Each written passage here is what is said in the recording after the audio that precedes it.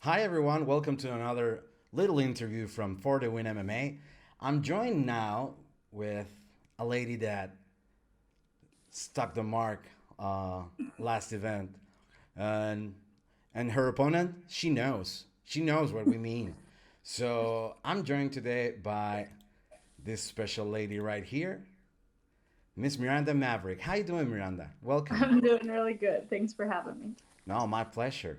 Um, how's everything been doing? You told me a little bit ago that everything has been pretty hectic. You've done a lot of interviews. How do you feel about this sudden attention?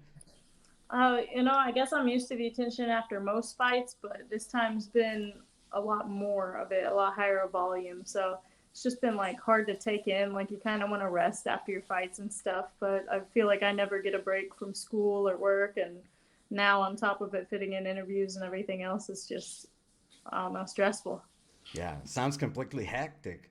I was amazed by your story because uh, on the broadcast, everyone was amazed by the fact that you were actually doing a PhD in psychology, organizational psychology, right? Yes, that's correct. Yeah, you were grading papers. You were all over the place last weekend. Yeah, I was literally like attending Zoom classes for my own classes, listening to audio recordings of a class that I missed in person that a friend was recording, taking notes, doing homework. I had a big paper I had to turn in while I was cutting weight, and then was also grading papers and teaching classes. So, life as normal, just in a different continent. So, what it's like for your students because you have classmates, but you have students as well. How is it for your students to know they have such a badass teacher? My students, a lot of them honestly don't know, especially this semester because it's online. And I don't really think many people, students wise, pay attention to who their professors are and things. They're just like, I want to get this class over with. But like last semester when I was teaching, there was a whole watch party for my fights that my students would throw. And so it was pretty cool. They would like make fun of each other in class and be like, careful, she's going to beat you up. Better not mouth back. But then classmates, a lot of them are super supportive, and it's pretty exciting coming back to class and everybody just like clapping it up and stuff when I walked in. Are you one of those teachers that rewards good effort on the class replies on their tests, or you're one of those hard asses, so to speak? Like, yeah, this is the answer, and there's no in between. It depends on what the subject is. If they get like way off, I'm not gonna give them credit at all. If they get it close, I'll give them half credit and stuff. I'm usually pretty lenient, depending on my mood. If I'm So, cutting weight, I'm probably not as yeah, nice. during the weight cut, grading papers, Jesus, yeah, I wouldn't want to be your student that week. Yeah, they're lucky I'm lazy at the same time that week. I'm like, oh, just get the grading over with. Fine, I'll give you points. So, from a professional perspective, uh, organizational psychology grants you a lot of tools to assess your surroundings, right? Up, that applied to the UFC environment, you being a newcomer and all. How do you see it from that lens? Like, what do you think of the organization, the way everybody works together? Could you share some of your thoughts on that? Sure. Actually, like with COVID and everything, I thought they handled it very professionally. UFC was very organized. There could have been a little bit faster feedback time, and they have a lot of people that are missing some communication every once in a while, like too many people running one program. Like the medical team, for instance, you have four different people contacting you that you already gave the same information to, but they hadn't communicated with each other. So just a lot of conflict within their communication side, but everything else, like their equipment, their nutritionists, everything like that, were very on point. And of course, it's a very professional organization. They have to meet a lot of deadlines and things. And their media team's great as well. But hopefully, eventually, I'll be able to integrate my degree into working for an organization like that and help out with their selection and recruiting of fighters. That would be an awesome thing to see. I mean, Mm-hmm. you're a fighter, you have the tools to assess them. That's great. But now, from a fighter's only perspective, what it was like to get on the big show. Like, I know you had a lot of experience in Invicta. We'll get to that, but the fact that you debuted in such a hyped card, how did it That's it. feel like a fighter? I mean, to be on the biggest card of 2020 was, of course, incredible. Got a lot more exposure than I'm used to having. Like, social media and stuff was blowing up, and hopefully that in turn will lead to more money and more opportunities in the future that are better. But it was just an honor to get to travel that far and have UFC cover a lot of the stuff and have me out there on a card with so many other great athletes. Yeah, I saw you running around Abu Dhabi with your. Is it a boyfriend? Is it a fiance? I don't want to get it wrong. His boyfriend. It's a boyfriend. Congratulations, by the way, on your anniversary for tomorrow. I noticed earlier today that you didn't want to steal your sister's thunder because it's her birthday tomorrow. So happy birthday to your sister as well.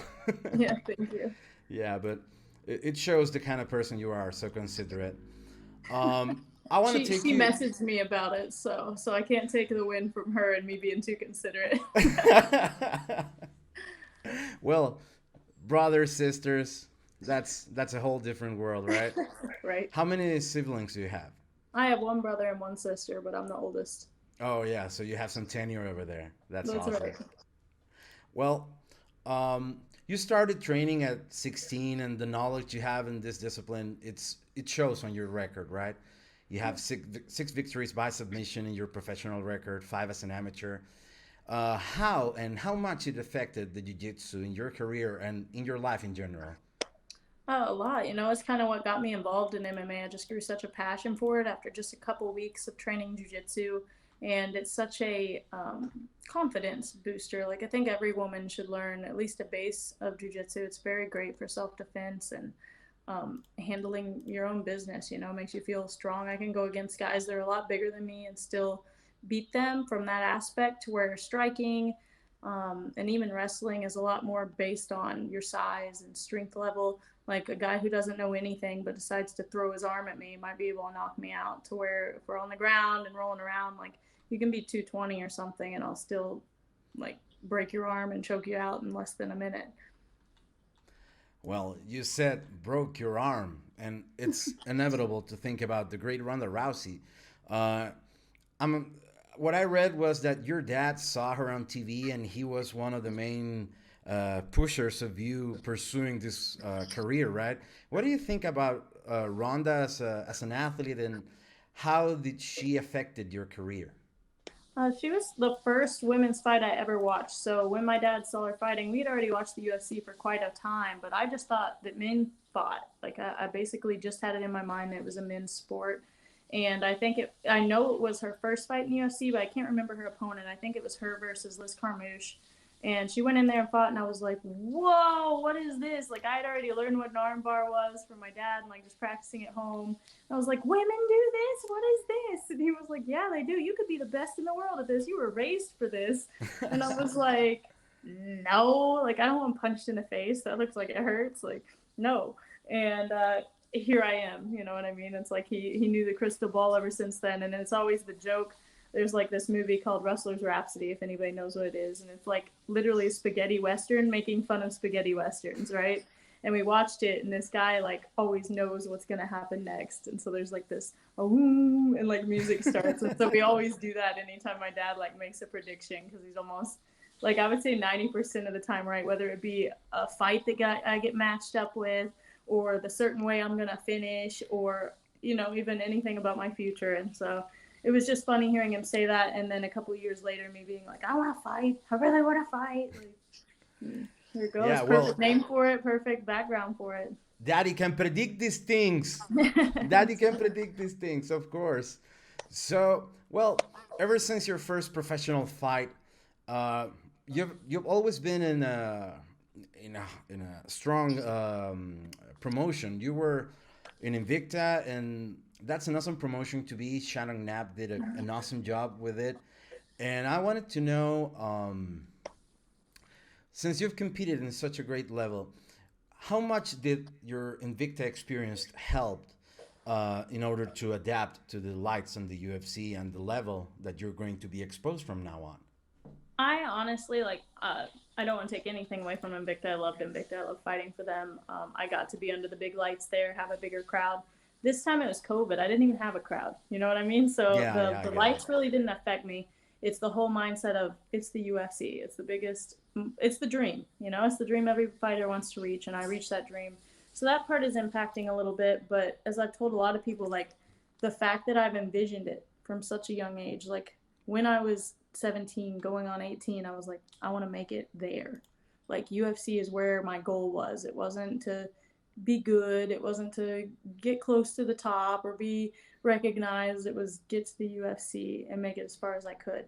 So me envisioning those moments, me envisioning Bruce Buffer calling out my name, me envisioning being in that cage for the first time. That Once I has got to be there, something else, right? yeah, but it wasn't new to me because in my mind I had already lived through it 100,000 times. You Yeah, know I what I mean? get to. So when I got in there, It it was was never supposed to to. be It was meant rehearsed. to be. Yeah. But of course, like if anybody watches my fight, like the first minute, first 45 seconds, I was a little like, I gotta figure out my timing, Yeah, figure out my you kind of zone. you looked like yet like you weren't finding yourself yet over Right. the first minute. hmm And then I Well, finally did, and it was in there. I don't think I'll have that problem ever again. So and you did it in an amazing fashion. thanks. Well, we spoke about Ronda Rousey, and I wanted to know if, besides Ronda Rousey, do you have any other fighters that you admire, or Yeah, if absolutely. you have any other fighters that you wish to follow their path, their Yeah. who Like are Ronda those? isn't necessarily my big inspiration anymore, but she used to be like she was a pioneer of women's MMA. So like, how can you put that down? She's the one that got women's MMA on the map. She's the one that But got everyone else to the dance. exactly. And so now, like, the people that I look up to are still like some of those legends, like GSP, Matt Hughes. They were some of my favorite fighters back in the day. And now, like, I'm impressed with what Tatiana Suarez is bringing to the table. Um, I'm impressed with Rose, of course, like Joanna, Yongwele. Like, all of them are just amazing fighters to watch coming up in the women's division and set an example for the rest of the ladies out there. I see. Well, you were fighting before in strawweight, right?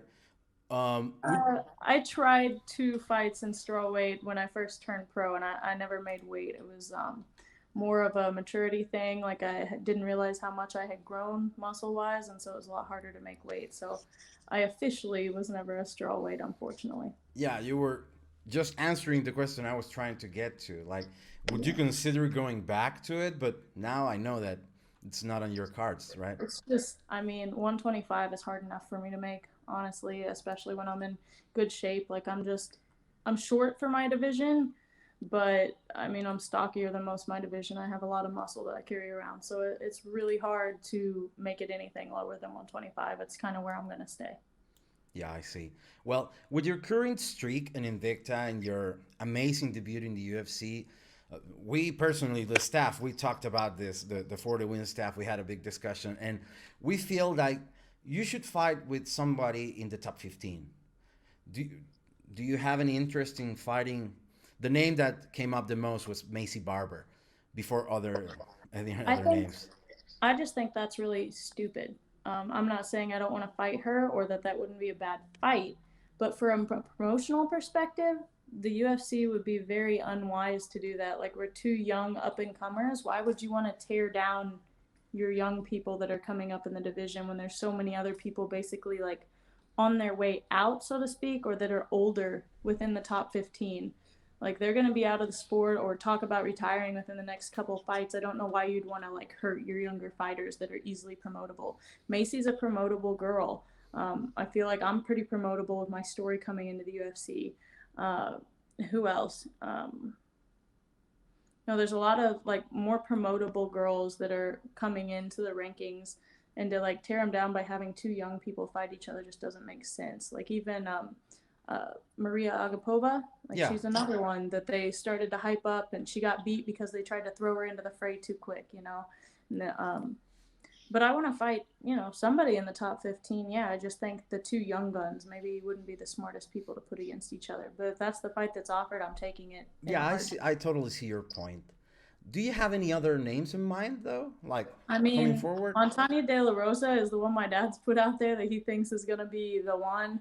Um, but even somebody like Roxy, or another one that was talked about was like Jillian Robertson, like something like that. Let's go. I would love to get a fight with, and I know she's ranked pretty high up there right now, but Chukagian, like she's already talked about her wanting to retire. Like, if I could get the chance to fight against her, it wouldn't hurt her any, and it'd put me up there if I beat her.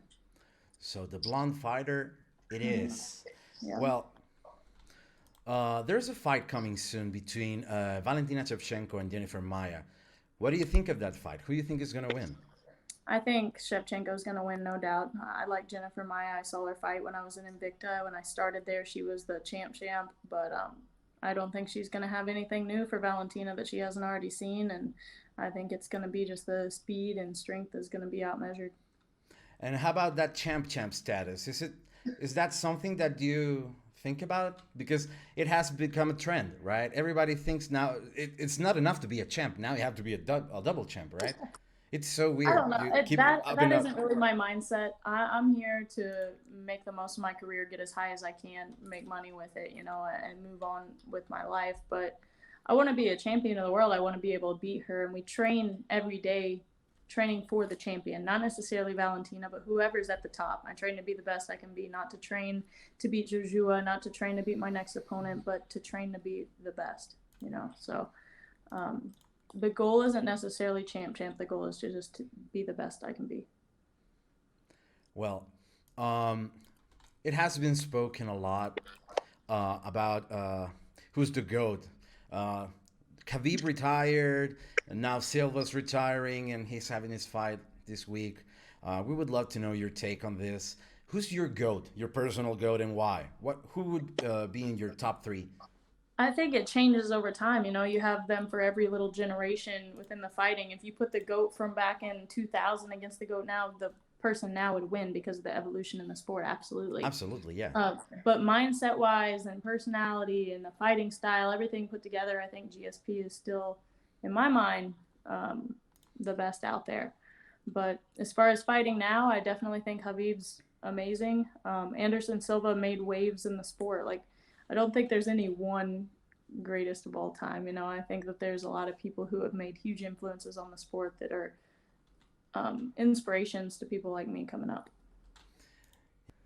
So, well, I was just telling you about this a little bit, and I'm going to read it from my phone.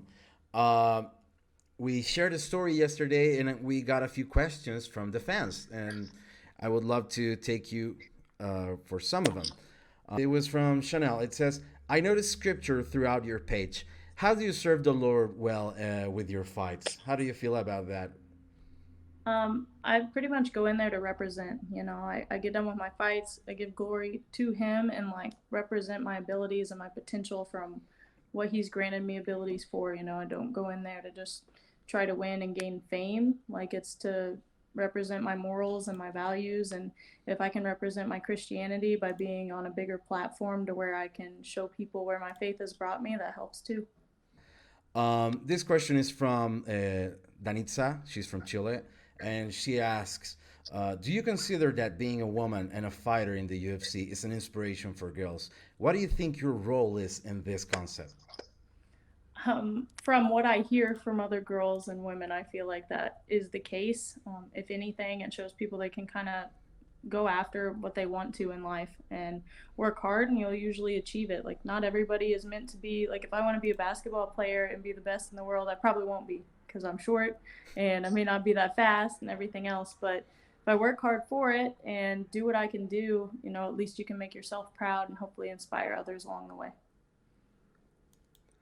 The next question is from Franco, and he asks, will striking be your predominant fighting style after your UFC debut?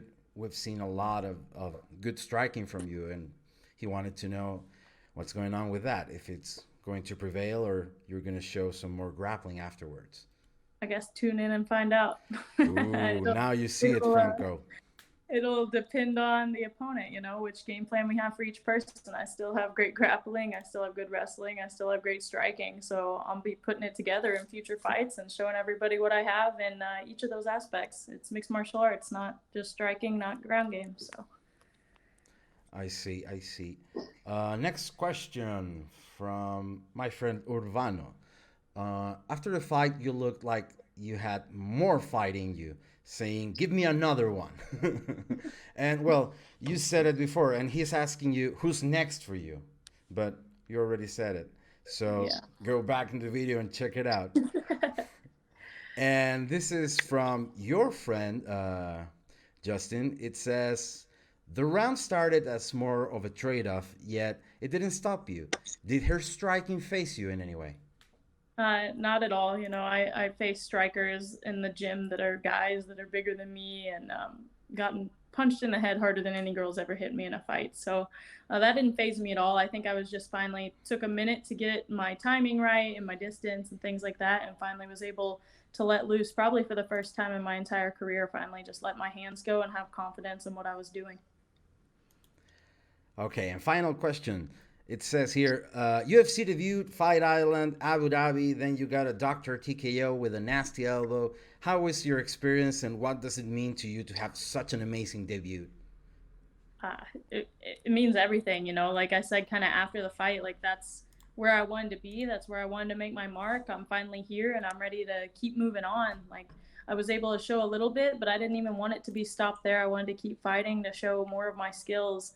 And hopefully they'll get me a fight soon so that I can continue that streak. Well, we're absolutely cannot wait to see that next fight of you. We agree. We appreciate your time, Miranda, and we want to let you go. But first, we want to hear some words for your fans, and especially for the Latin American fans. As you know, I'm from Chile, and I'm Yep. trying to play this cool guy who speaks English, but I'm Chilean at heart, and I just wanted to know your thoughts on the South American fans and everything surrounding your UFC experience to them. Yeah, I hear you. Like, I have fans from all over the world that message me, especially after this fight. They'll be like, "I'm from Chile, I'm from Brazil, I'm from Russia, I'm from here, there, like everywhere." And it's really, you know, we talk about me being an inspiration to others, but having that fan base is also inspirational and motivational for me to go out there and fight and know the different viewers that I have that are actually watching and also learning or finding inspiration from what I do. So, thank you all. No, thank you, Miranda, for your time. We know you have some classes to attend, so we don't want to take any more of your time. And thank you. Best of luck in your career. We hope to see you again, and hopefully we can talk again soon. Hopefully. Thank you very much. Thank you.